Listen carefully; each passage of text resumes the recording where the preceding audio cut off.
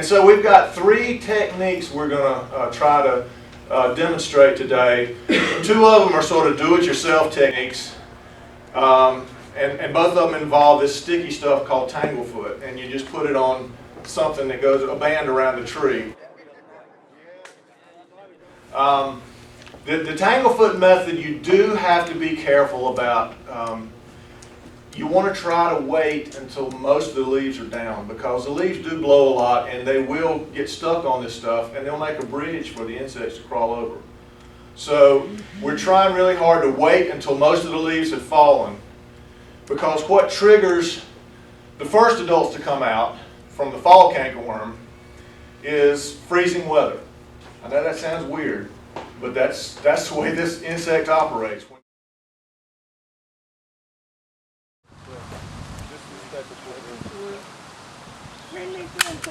Okay.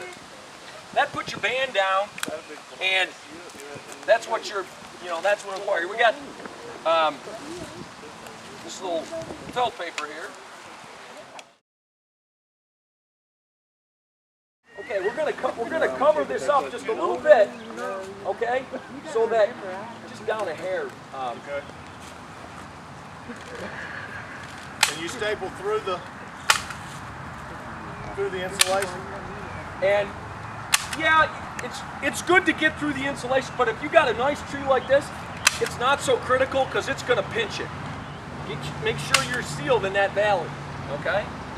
So you get a high spot in the valley, make sure you're sealed in that. Here's one over there. And you can always add some more staples if you want later.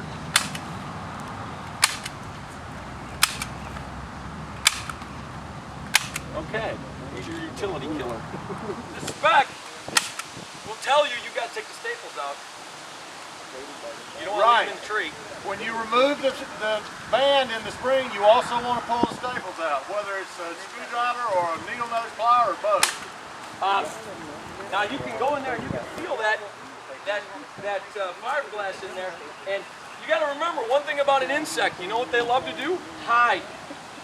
So when they come to something like this, their initial instinct, if they come on resistance, is they're going to want to go under. They're not going to want to go over. They're going to want to go under. That's the way an insect works. So if you've got, and in the field we're trying to educate my customers with this, the number one thing I have seen that they don't do is get a good seal on a tree trunk.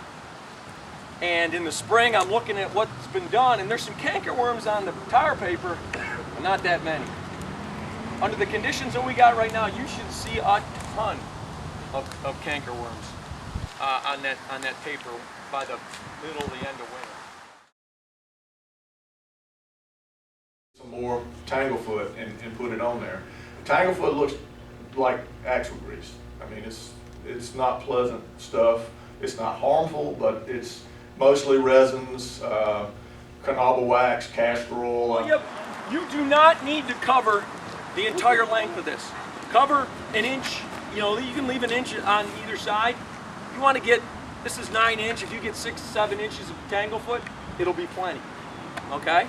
And the other thing is you're going to catch cankerworms, you're going to catch spiders, you're going to catch, if it's early enough and we get a late bloom of them, you're going to catch stink bugs, you're going to catch ladybird beetles, you're going to catch a lot of stuff. The coating's about a 16th. Yeah, they'll tell you 1/16 of an inch. Clark's putting it on there good. On the Tanglefoot container, they tell you 1/16. I think the spec you take is an 8. That's where we got that from Charlotte. Guys, I'm telling you right now, you're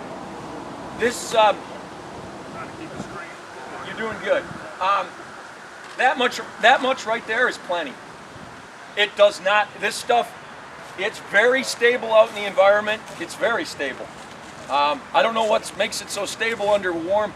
You'd think it would ooze and slime. It does a little, but not much.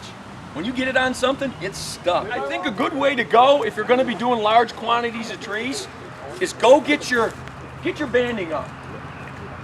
Because you're not going to want to keep switching from gloves to gloves off, gloves on. Get your banding up, and then when the moths emerge, get out there and put all your Tanglefoot on. So you just go from one tree to next tree which is applying Tanglefoot. I wouldn't try to do them together. I don't think it's going to be really efficient to do them together. So we have two species of cankerworms. We have spring cankerworm and fall cankerworm, but you might as well just lump them together and call them cankerworm. Right now, both species are in the pupal stage underneath the ground, which is where they've been since they tormented us this spring. In the inchworm stage. The insect is a moth as an adult. And you know, you've got several stages in the life cycle. They lay eggs, they hatch out. When they hatch out, they're inchworms. The male moth has wings and it's just sort of a nondescript little brown moth.